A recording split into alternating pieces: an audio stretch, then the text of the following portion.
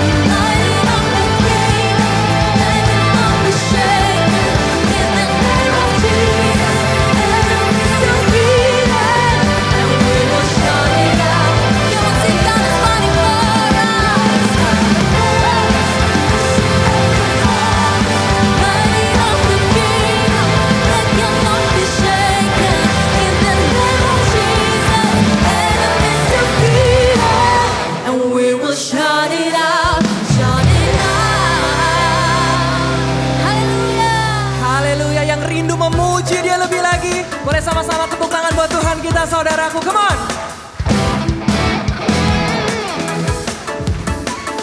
Engkau anak domba Allah yang menyelamatkan kami Tuhan. Kami memuji Engkau, kami bersyukur.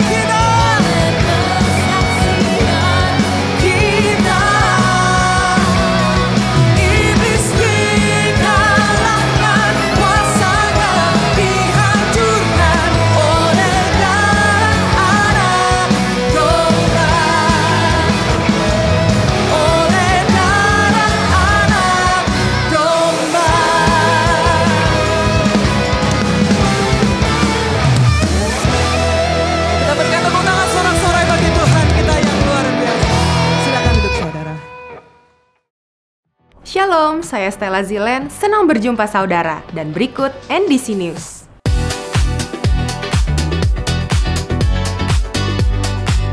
Jadwal ibadah raya dan Kids Church di berbagai lokasi NDC dapat ditemukan di aplikasi dan juga website NDC.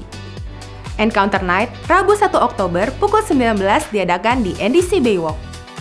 NDC Women, Kamis 2 Oktober pukul 10.30 di NDC Central Park. Saudara akan dilayani oleh Pastor Joni Herjawan.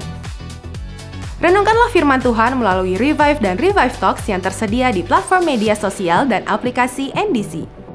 Persepuluhan dan persembahan dapat diberikan dengan melakukan scan kode kris yang terdapat di layar. Dapat juga diberikan melalui kotak-kotak persembahan yang ada di lobi, melalui website dan aplikasi NDC di menu giving, atau melalui transfer bank dan mesin EDC BCA yang ada di counter. Terima kasih atas persembahan yang saudara berikan karena bermanfaat bagi kelancaran operasional dan kegiatan pelayanan dari gereja kita. Berikut perkembangan pembangunan gedung NDC PIK 2 Dekor.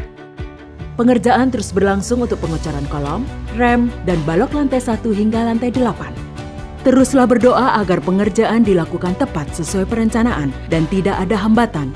Dukungan dana dapat diberikan melalui scan kode kris yang ada di layar, melalui nomor rekening pembangunan, atau melalui aplikasi NDC. Dan laporan keuangan tersedia pada TV Signage. Ibadah perayaan ulang tahun NDC ke-34. Minggu, 12 Oktober di seluruh jadwal ibadah raya. Dan firman Tuhan akan dilayani oleh Senior Pastor Josia Abdi Saputra. Ibadah disertai dengan special performance dan pemutaran kilas balik sejarah berdirinya Nafiri Discipleship Church. Tuhan telah mempercayakan gereja kita sebuah visi, yaitu menjadikan setiap jemaat murid Yesus dengan cara yang relevan sehingga berdampak bagi lingkungan. Visi inilah yang menjadi kompas perjalanan gereja kita sampai hari ini.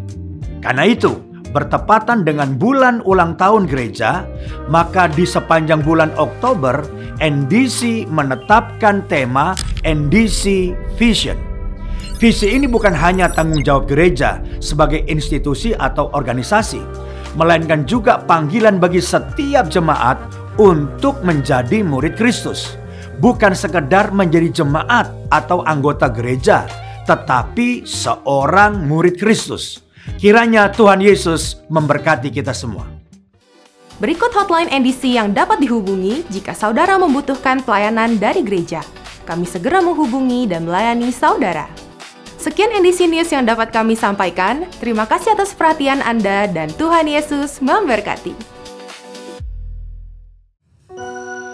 Biarlah sepanjang hidup kami Tuhan, kami memegang janji-janji-Mu. Kami senantiasa berharap hanya kepada Tuhan Yesus Kristus, Allah kami yang hidup, Allah kami yang berkuasa, Allah yang mengasihi kami.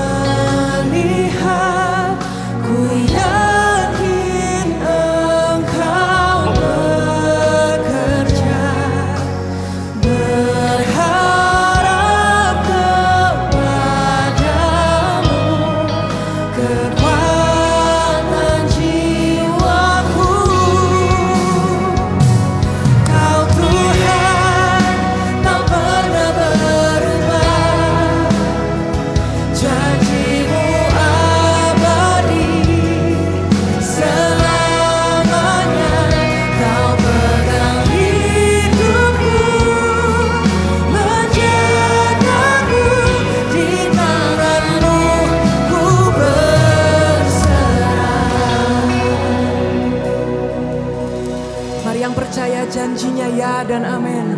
Bersama-sama kita bangkit berdiri saudara. Kami nyatakan iman percaya kami Tuhan siang hari ini. Kami mau terus berpegang kepada pengharapan kami akan Engkau. Sebab Engkau yang menjanjikannya adalah Allah yang sungguh setia. Engkau Allah yang tak pernah meninggalkan kami. Oh come on, let's worship Him in this place.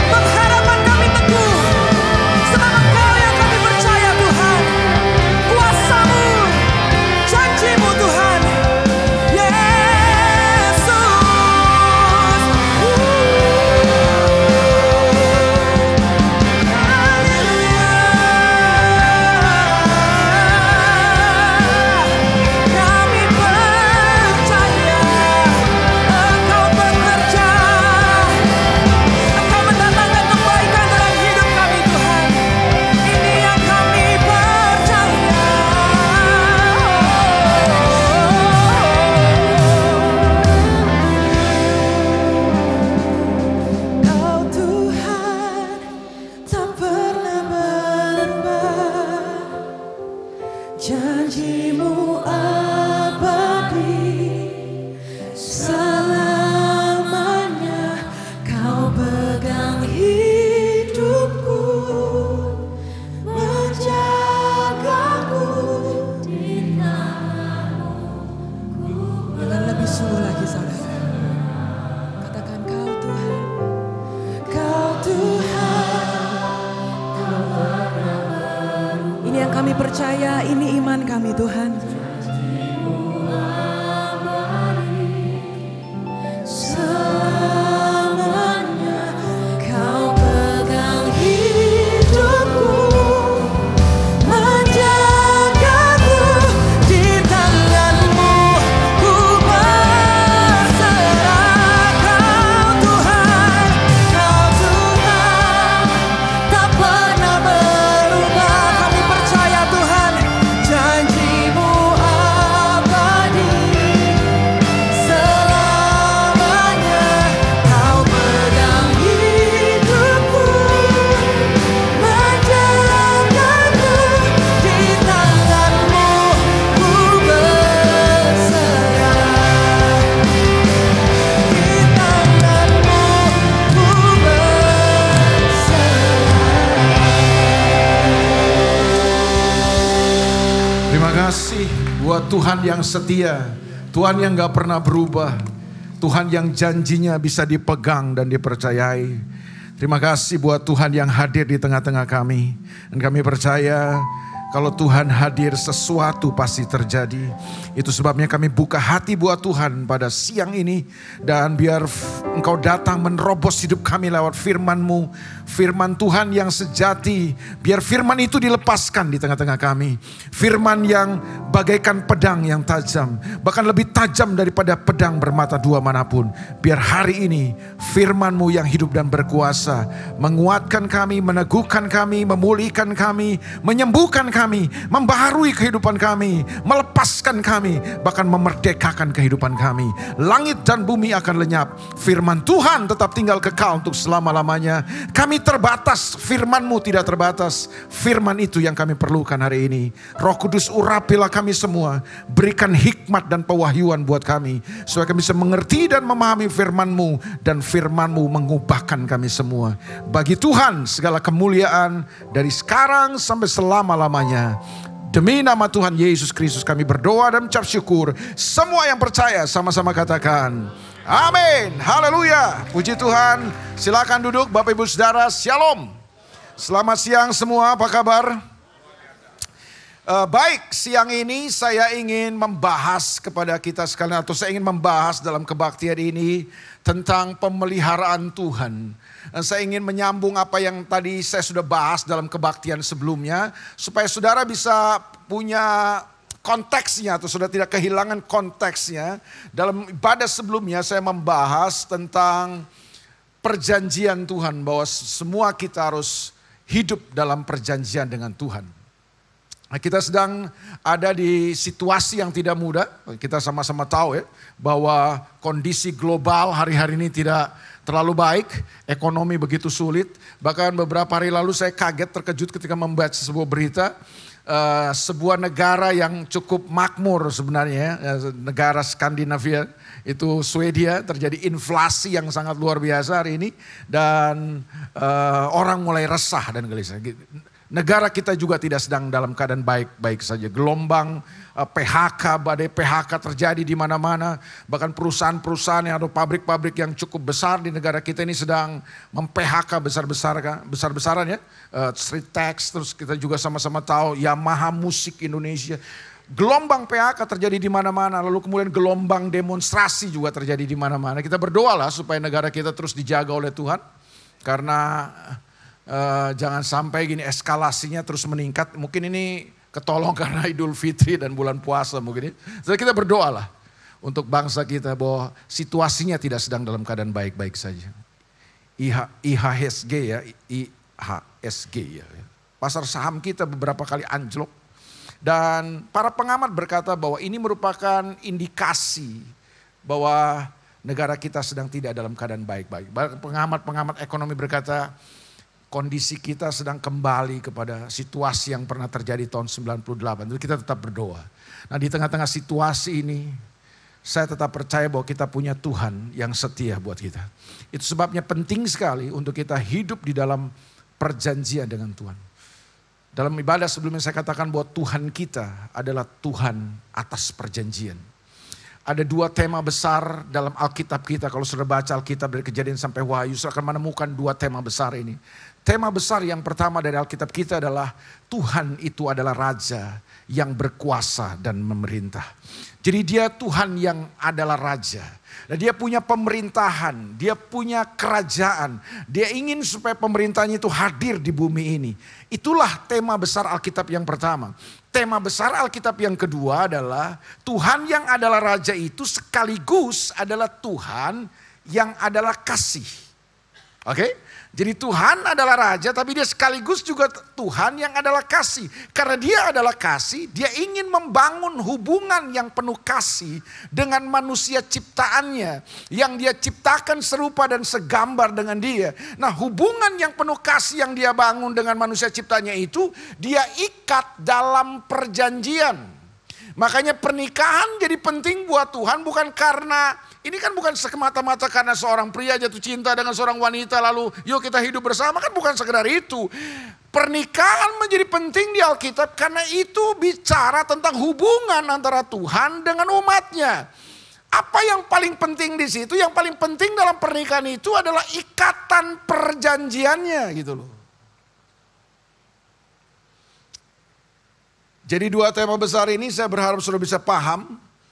Terus kemudian saya akan masuk kepada konteks saya dalam kebaktian ini.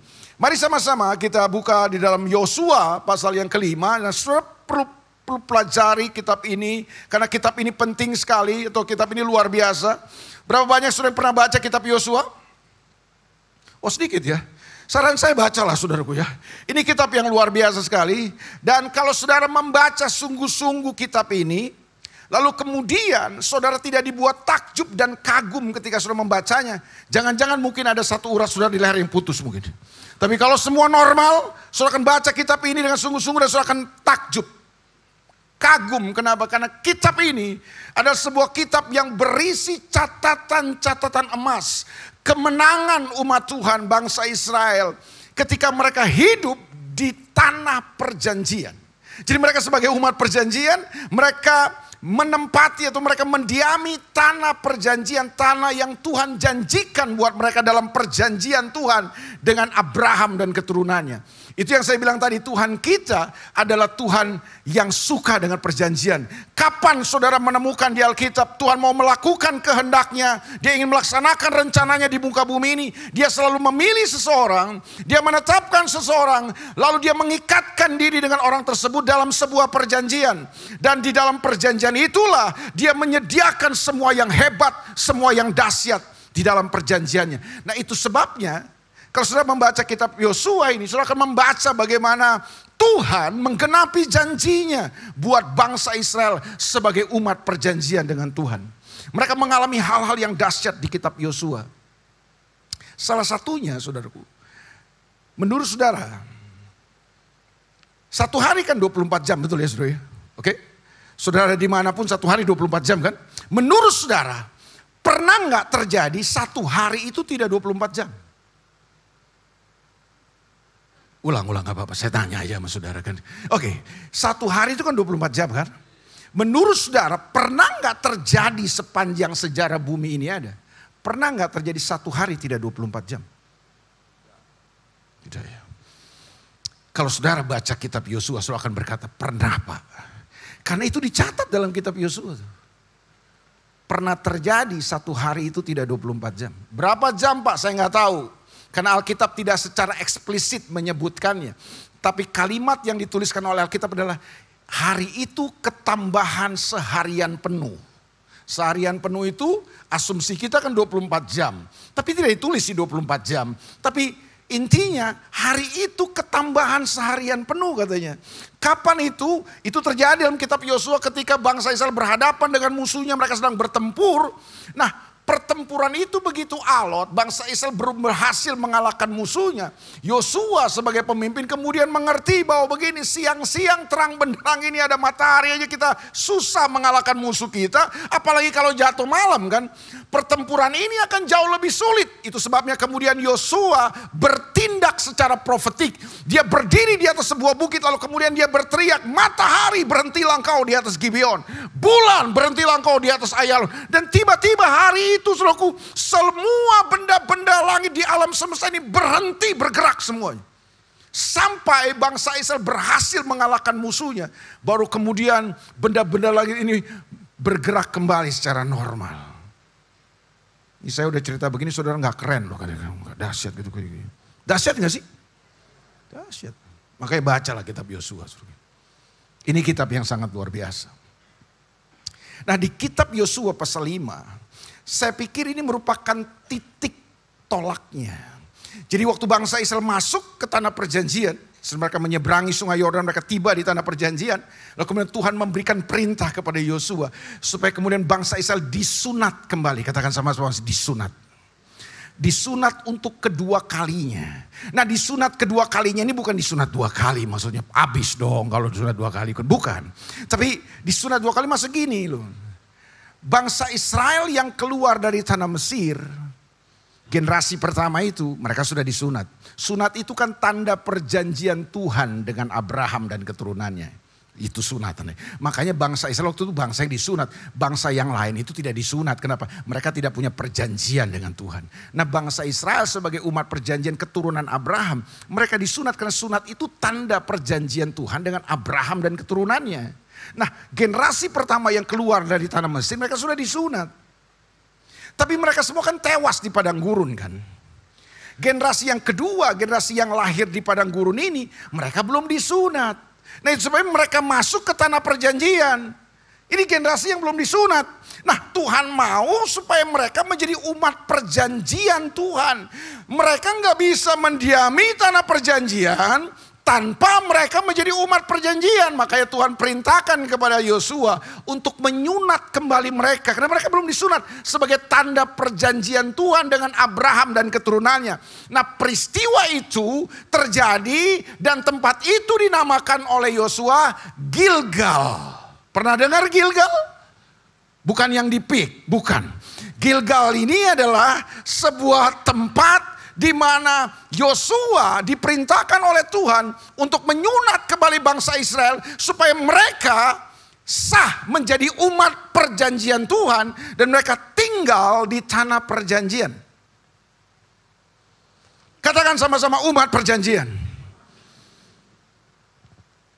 Ini yang saya perlu sampaikan kepada saudara, Tuhan mau saudara dan saya menjadi umat perjanjian. Karena Tuhan kita adalah Tuhan atas perjanjian. Sayangnya saya bilang, orang Kristen banyak hari ini mau promise-nya Tuhan. Mereka mau lihat janji Tuhan, tapi mereka tidak mau hidup dalam covenant-nya Tuhan. Mereka gak mau hidup dalam perjanjian dengan Tuhan. Mereka cuma mau janji Tuhan, gak bisa. Perjanjian itu apa sih? Perjanjian itu gini. Tidak pernah perjanjian itu satu pihak, gak pernah. Selalu yang namanya perjanjian itu melibatkan dua belah pihak. Pihak pertama mengerjakan bagiannya, pihak kedua mengerjakan bagiannya. Maka semua konsekuensi dalam perjanjian itu dapat terjadi, terlaksana, dan tergenapi. Sayangnya kan banyak orang kesini, kita tidak melakukan bagian kita nggak mau kerjakan bagian kita, tapi kita tuntut Tuhan mengerjakan bagiannya dalam hidup kita. Kita tidak fair. Banyak orang Kristen yang saya temukan, bukan jemaat ini. Kalau jemaat CP semua hidup dalam perjanjian dengan Tuhan. Ini jemaat luar. Seringkali banyak orang Kristen tuntut Tuhan lakukan bagiannya. Kalau kita sakit, suruh Tuhan sembuhin. Kalau kita bangkrut, Tuhan suruh angkat lagi dong, pulihkan saya lagi dong. Saudara kerjakan bagian saudara enggak? Kerjakan bagian saudara. Tuhan pasti kerjakan bagiannya. Tidak adil, curang, culas kita. Kalau kita tidak mengerjakan bagian kita tuntut Tuhan mengerjakan bagiannya. Gimana sih? Saya mengikatkan diri dengan perjanjian dengan Peri misalnya. Kita misalnya perjanjian bisnis lah. Lalu ada bagian yang harus Pak Heri kerjakan. Saya punya bagian yang saya kerjakan. Tapi kemudian begini, saya tidak mengerjakan bagian saya. Lalu kemudian saya tuntut Pak Heri mengerjakan bagiannya. Terus tiba-tiba di akhir saya minta hasilnya, keuntungannya. Kan tidak fair dong. Culas kita, curang kita namanya. Coba lihat wajah samping kanan kiri saudara. Ada wajah orang Kristen culas gak sini? Kita gak pernah kerjakan bagian kita. Tapi kita tuntut Tuhan kerjakan bagiannya. Gak bisa dong. Kita harus jadi umat perjanjian. Saudara jangan ragukan Tuhan. Tuhan kita adalah Tuhan yang setia dengan janjinya. Dia pasti menggenapi janjinya. Tadi dalam kebaktian sebelum saya katakan, dia Tuhan yang selalu always dan tidak pernah never untuk menggenapi janjinya. Alkitab bilang dia Tuhan bukan manusia yang bisa berdusta. Tuhan kalau berjanji dia pasti menggenapi. Amin saudara. Tuhan bukan kayak laki-laki. Kan ada pepatah laki-laki kan. Bukan laki-laki di sini. Kalau laki-laki di sini sejati semua. Ini laki-laki di luar. Ada pepatah yang bilang buat laki-laki kan gini. Tuhan kita bukan kayak laki-laki. Terang bulan, terang di kali.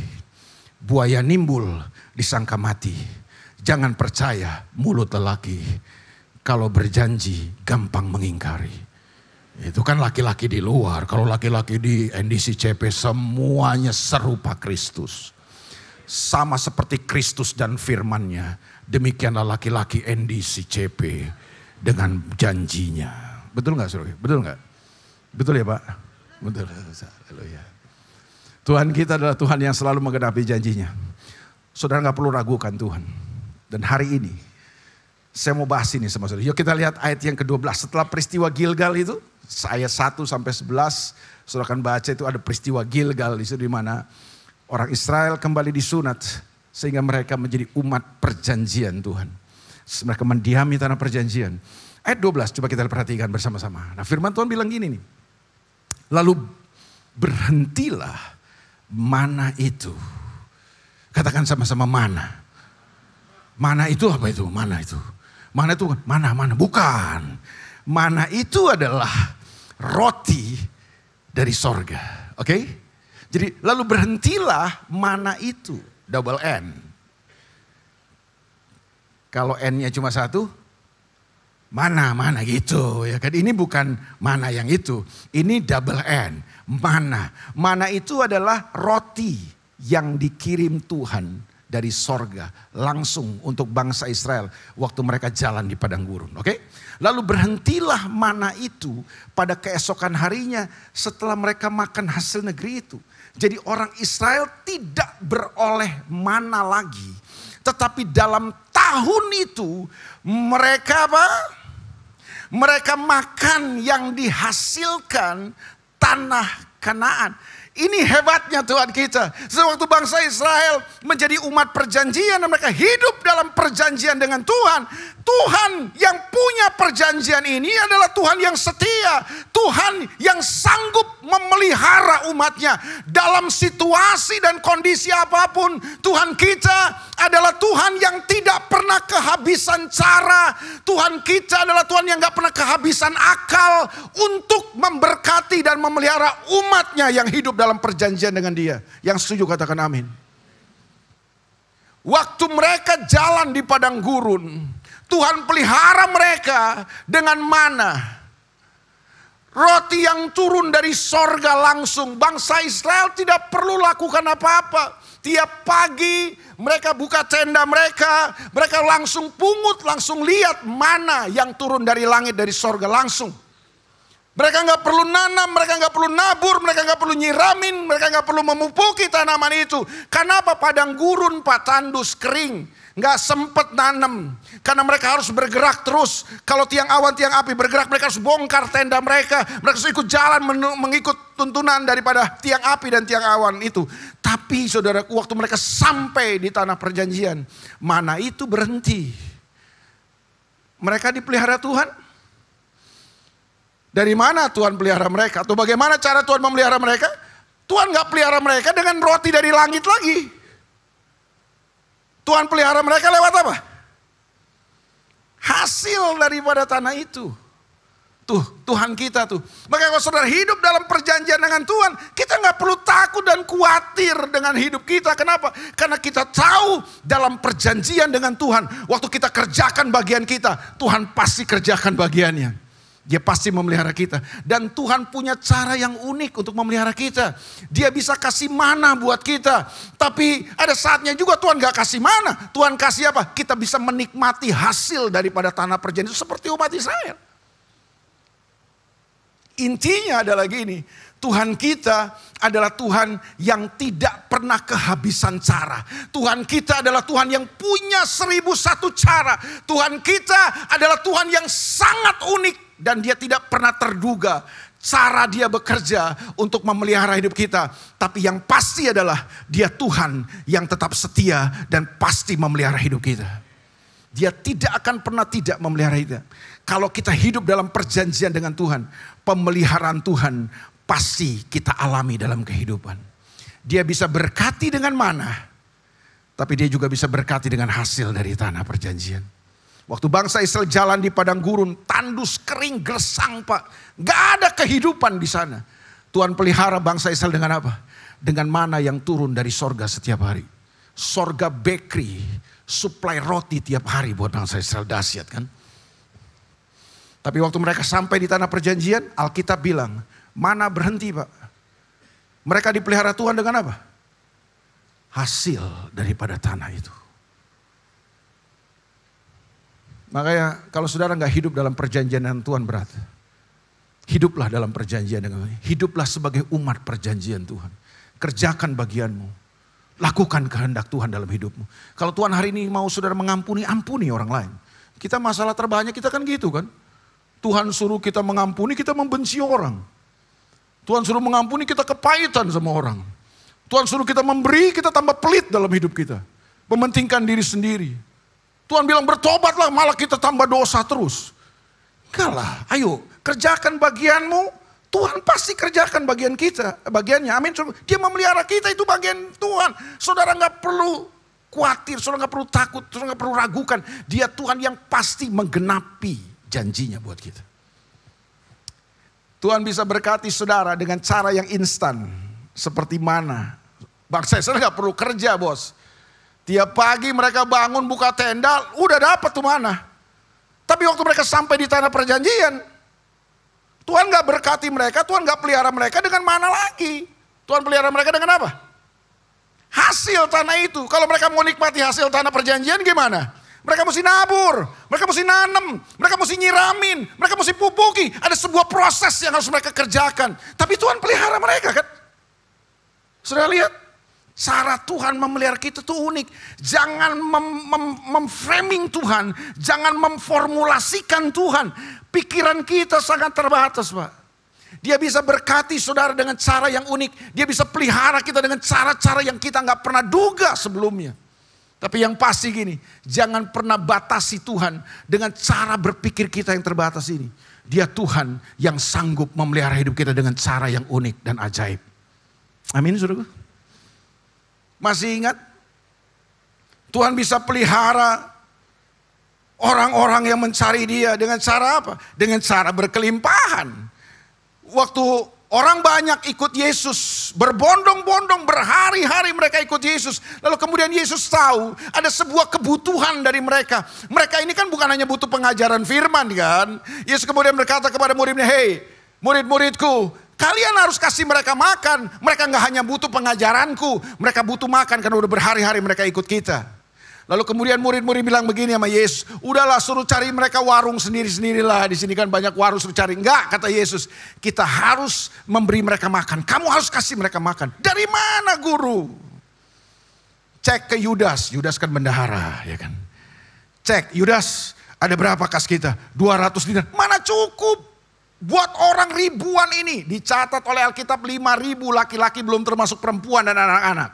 Asumsi kita kalau satu suami tidak poligami ya, maksudnya satu istri aja. Satu istri berarti 10.000 kan. Kalau dia bawa satu anak berarti 15.000 asumsinya. Sebayangin yang mau makan ini 15.000 orang. Pabrik roti mana yang bisa sediakan ribuan roti dalam waktu sekejap seperti itu? Yesus berkata kepada mereka ini, "Apa yang ada pada kalian?" "Oh, di sini ada seorang anak yang punya 5 roti dan 2 ekor ikan. Yang mau makan berapa? 15.000 kurang lebih asumsi kita kan. Yang tersedia apa? 5 roti dan 2 ekor ikan. Saudara mau pakai rumus matematika apapun gak akan pernah jadi itu barang, saudaraku. Mau pakai kalkulator apapun sampai rusak itu kalkulator sudah pencet, gak akan dapet, Pak. Tapi ajaib kan, Tuhan bilang kasih ke sini yang 5 roti 2 ekor ikan itu. Yesus mengucap syukur. Lalu kemudian Yesus perintahkan mereka bagikan sekarang. Waktu murid-murid bagikan itu kepada semua orang yang hadir waktu itu ribuan orang. Alkitab bilang mereka makan cicip-cicip. Mereka makan cicip-cicip. Ada ayatnya, mereka cicip-cicip doang. Lalu kemudian Petrus berkata, "Saudara-saudara sebangsa dan setanah air, mohon maaf. Ini karena persiapan kita nggak cukup ya, kita mendadak banget nih. Sorry ya.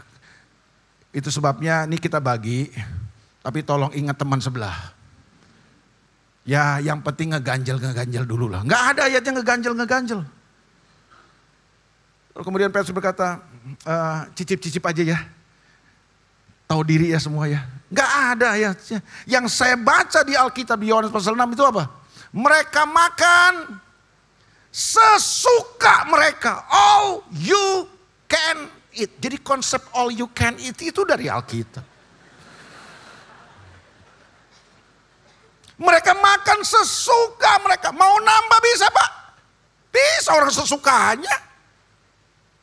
Ketika mereka makan sampai kenyang sesuka mereka, saya bisa bayangin ya. Ini yang hadir kira-kira kebaktian ini berapa sih kapasitas ini? 2.000 ya. Ini baru 2.000, Pak. Bayangin 15.000 lebih banyak dari kita hari ini. Makan sampai kenyang sesuka mereka, apa yang terjadi Pak? Wah, saya udah jamin daerah itu waktu itu ya, wilayah itu semua berisik minta ampun. Karena sendawa para orang yang hadir. Itu bayangin. 15.000 orang sendawa apa nggak ribut itu? Waduh. Kenyang mereka semua. Masih ada sisa? Berapa? Kenapa ada sisa? Karena mujizat itu terjadi di Israel kan. Kata teman saya begitu. Karena kalau terjadi di Manado, nggak akan ada sisa itu. Karena karunia Roh Kudus di Alkitab itu ada 9. Tapi di Manado ditambahkan 1 oleh orang Manado. Ada karunia ke-10. Babungkus. Itu yang baik. Tapi ternyata kebiasaan ini sudah menjalar ke daerah lain. Pastor Jeffrey. Bukan hanya Manado punya ini sekarang. Saya ke Medan juga begitu.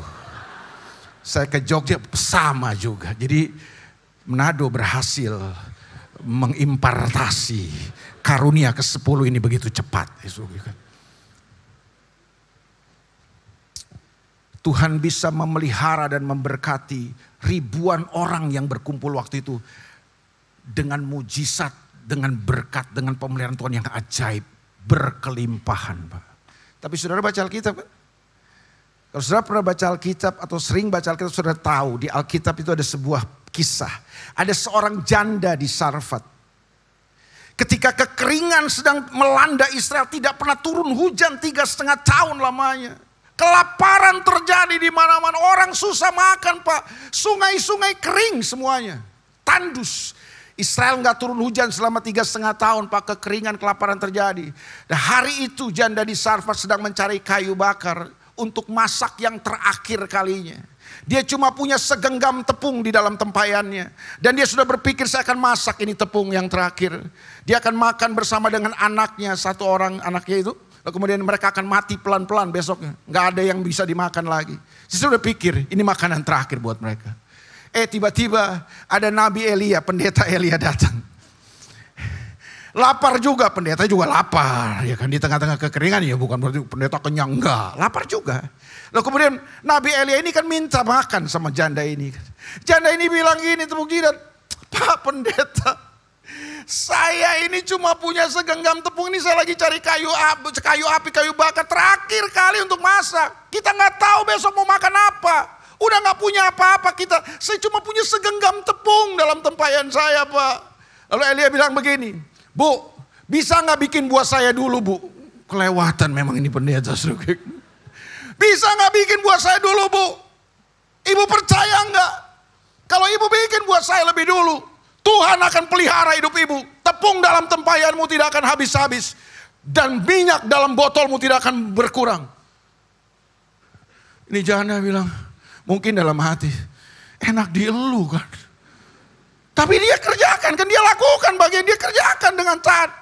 Oke, dia kerjakan. Waktu dia ke dapur, dia buka tempatnya memang cuma segenggam Pak. Dia ambil segenggam itu. Dia masak buat Nabi Elia. Kosong kan, logikanya kosong, habis. Dia masak, jadi roti, dia kasih kepada Nabi Elia makan. Waktu dia balik, karena Nabi Elia bilang sekarang buat kamu dan anak kamu. Mungkin dia berpikir di waktu jalan kan, ya udah habis orang cuma segenggam. Tapi dia ikut kan, dia kerjakan itu. Dia ke dapur. Waktu dia buka ke dapur, dahsyat Tuhan, ada 30 karung ada di dapur. Gitu gak sih? Kan gak begitu ceritanya kan. Waktu dia ke dapur bukan 30 karung, wah dahsyat Tuhan 30 karung, enggak. Waktu dia ke dapur, dia buka tempayannya, ada segenggam lagi Pak. Dia ambil segenggam itu. Dia bikin, dia kasih buat anaknya makan. Dia ke dapur lagi. Dia buka, ada lagi segenggam. Dia bikin, buat dirinya, dia makan. Besok dia ke dapur lagi, ada segenggam lagi. Tuhan pelihara hidup janda ini dan anaknya selama musim kemarau dan kekeringan itu. Tuhan pelihara tidak dengan 30 karung Pak. Segenggam demi segenggam. Tuhan pelihara. Pertanyaan saya, itu mujizat? Segenggam tepung yang gak pernah habis itu pemeliharaan Tuhan. Tuhan sanggup pelihara kita bukan hanya dengan kelimpahan. Tapi Tuhan juga bisa pelihara hidup kita dengan segenggam demi segenggam. Tapi yang pasti gini, Tuhan selalu pelihara hidup kita. Dia gak pernah ingkar dengan janjinya. Jangan batasi Tuhan. Tuhan bisa pelihara saudara di masa-masa sulit seperti ini. Dia bisa kasih kelimpahan buat kita. Tapi dia juga bisa pelihara kita dengan segenggam demi segenggam. Dia bisa kerjakan dengan cara yang instan seperti mana. Tapi Tuhan bisa pelihara kita lewat kita menabur. Kita menyiram. Kita memupukinya. Ada sebuah proses mungkin. Mungkin gak secara instan kau akan nikmatinya. Tapi ada proses. Hargai semua proses itu. Dan percayalah, dia Tuhan yang tetap memelihara hidup kita. Berapa banyak hari ini saudara yang percaya pemeliharaan Tuhan tetap ada pada kita. Hiduplah dalam perjanjian dengan Tuhan. Jangan keluar dari perjanjian Tuhan. Selama kau hidup dalam perjanjian dengan Tuhan, percayalah dia Tuhan yang setia dengan janjinya. Selamat datang dalam perjanjian dengan Tuhan. Selamat menjadi umat perjanjian dan selamat mengalami pemeliharaan Tuhan yang dahsyat dan ajaib buat hidup kita. God bless you all. Tuhan berkati saudara. Mari kita bangkit berdiri. Kita datang sama Tuhan. Ajaib Tuhan kita. Dia Tuhan yang tidak pernah ingkar pada janji. Mungkin saudara bilang gini, Pak, saya sudah kerjakan bagian saya, Pak. Saya sudah lakukan firman Tuhan.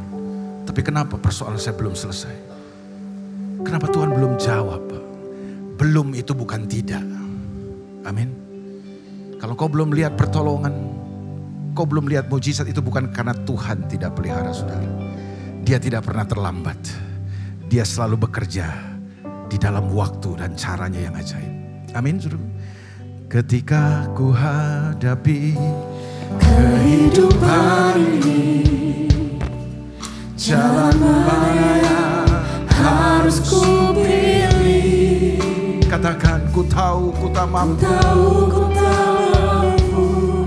ku tahu ku tak sanggup. Hanya Kau Tuhan tempat jawabanku. Aku pun tahu ku tak pernah sendiri, sebab Engkaulah yang menggendongku. Katakan tangan-Mu Tuhan, tangan-Mu membelenggu, cinta-Mu memuaskanku. Kau mengangkatku ke tempat yang tinggi. Sama-sama katakan, janji-Mu seperti fajar pagi hari yang tiada pernah terlambat bersinar. Cinta-Mu seperti sungai yang mengalir, dan ku tahu betapa dalamnya kasih-Mu. Janji-Mu Tuhan, janji-Mu seperti fajar pagi hari yang tiada pernah terlambat bersinar. Cinta-Mu seperti sungai yang mengalir, dan ku tahu betapa dalam kasih-Mu. Saudara, saya nggak hendak menakut-nakuti saudara. Tapi yang saya mau bilang sama saudara bahwa situasi dunia hari ini nggak baik-baik aja. Semua sedang bergejolak. Hari ini jangan pernah keluar dari perjanjian dengan Tuhan.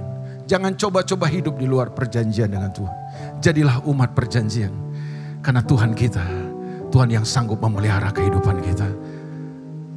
Biarpun gunung-gunung beranjak dan bukit bergoyang, tapi kasih setia Tuhan dan perjanjian damai Tuhan tidak akan pernah bergoyang dari hidup kita.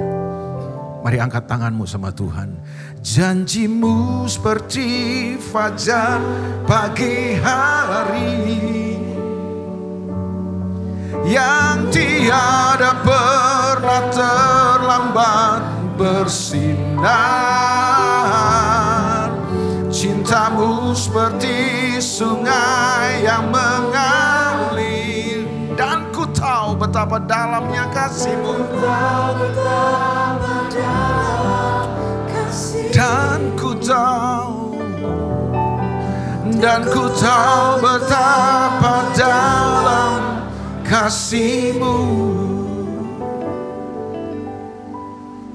Hamba-Mu terbatas untuk mengajarkan kebenaran ini. Tapi Roh Kudus, biar Engkau bicara lebih kuat, lebih tajam, lebih jelas dalam setiap hati dan sanubari umat-Mu. Supaya di waktu-waktu ini kami gak hidup di luar perjanjian dengan Tuhan. Kami mau berjalan dalam perjanjian dengan Tuhan. Karena kami tahu waktu kami hidup dan berjalan dalam perjanjian Tuhan, kami hidup sebagai umat-umat perjanjian-Mu. Engkau Tuhan yang setia dengan janji-Mu. Kau sanggup memelihara hidup kami dengan cara-Mu yang ajaib, dengan cara-Mu yang tak terduga, dengan cara-Mu yang unik. Dan kami tahu Engkau Tuhan yang pasti memelihara hidup kami. Berkati umat-Mu, mereka pulang, mereka menjadi umat-umat perjanjian Tuhan. Dalam nama Yesus kami berdoa. Yang percaya sama-sama katakan amin. Amin. Puji Tuhan. Haleluya, saudara tetap bangkit berdiri. Terima kasih hambanya, Pastor Elia Makarawo untuk firman Tuhan yang luar biasa. Saya sungguh diberkati saudara dari NCA 1, 2, 3 sampai hari ini, sampai jam ini. Dan saya percaya kita semua, saudara semua diberkati Tuhan, amin. Lambaikan tangan saudara yang diberkati Tuhan oleh firman-Nya dan beri tepuk tangan sekali lagi buat Tuhan. Haleluya. Terima kasih untuk semua volunteers, baik yang di panggung, yang di backstage, semuanya. Ibadah berjalan dengan lancar karena saudara melayani Tuhan dengan luar biasa. Baik saudara, kita akhiri ibadah kita siang hari ini dan mari kita berdoa. Terima kasih Bapa di surga buat hari ini, luar biasa anugerah Tuhan melimpah dalam hidup kami. Kami datang ke rumah Tuhan dan kami tahu kami menjumpai Tuhan di tempat ini. Ada Tuhan bersama dengan kami dalam sepanjang rangkaian ibadah hari ini. Saat kami menyembah Tuhan, memuji Tuhan, membawa persembahan ke hadirat-Mu. Kami mendengarkan firman Tuhan, kami tahu Tuhan ada di tempat ini. Dan kami tahu juga saat ada Tuhan di tempat ini, ada hadirat Tuhan di tempat ini. Di tempat ini juga kami dipulihkan. Kami ada sukacita yang baru mengalir dalam hidup kami. Dan hamba-Mu berdoa buat kami semua bisa melakukan, menjalani firman Tuhan yang sudah kami dengar. Hidup kami bertumbuh, berbuah menjadi kemuliaan nama Tuhan. Engkau berkati kami Tuhan, sehingga kami menjalani hidup kami hari-hari sesuai dengan perjanjian Tuhan. Kami mengikuti, kami ada di dalam perjanjian dengan Tuhan. Kami menjalani covenant itu bersama dengan Tuhan. Dan kami tahu Tuhan menjamin masa depan kami. Segenggam demi segenggam itu terjadi. Mujizat demi mujizat itu terjadi dalam hidup kami. Dan kami tahu siapa Allah yang memelihara hidup kami. Yang tidak pernah meninggalkan kami. Terima kasih Bapa. Keluarga demi keluarga, setiap jemaat NDC, suami istri, kami berdoa Tuhan Engkau memberkati. Ada anggur yang baru dalam setiap rumah tangga, Tuhan berkati. Anak-anak kami, orang tua kami, Tuhan juga menyertai. Setiap jemaat-Mu Tuhan dalam usaha pekerjaan mereka, dalam bisnis mereka, Tuhan campur tangan, Tuhan bukakan hal-hal yang baru. Pertemukan dengan orang-orang yang tepat, orang-orang yang baik. Sehingga kami semua boleh menjalankan usaha bisnis pekerjaan kami dan berhasil. Anak-anak muda di tempat ini Tuhan juga berkati masa depan yang luar biasa. Masa depan yang penuh pengharapan bersama dengan Tuhan. Terima kasih Bapa, dan kami tahu saat kami sakit, kami disembuhkan oleh kuasa bilur Yesus. Kalau kami sedih, kami susah, kami tahu ada Tuhan, ada Roh Kudus yang menghibur hati kami, yang memberikan kedamaian dalam hati kami. Terima kasih Bapa, sebentar kami mau pulang, kami tahu penyertaan Tuhan turun dalam hidup kami. Saudaraku yang kekasih, arahkan hatimu, angkat tangan kita bersama, dan terimalah berkat yang besar melimpah dari Bapa di surga. Cinta kasih Tuhan Yesus dan penyertaan Roh Kudus turun dalam hidup kita semua, hari ini sampai selamanya. Dalam nama Yesus yang percaya sama-sama katakan, amin. Hidup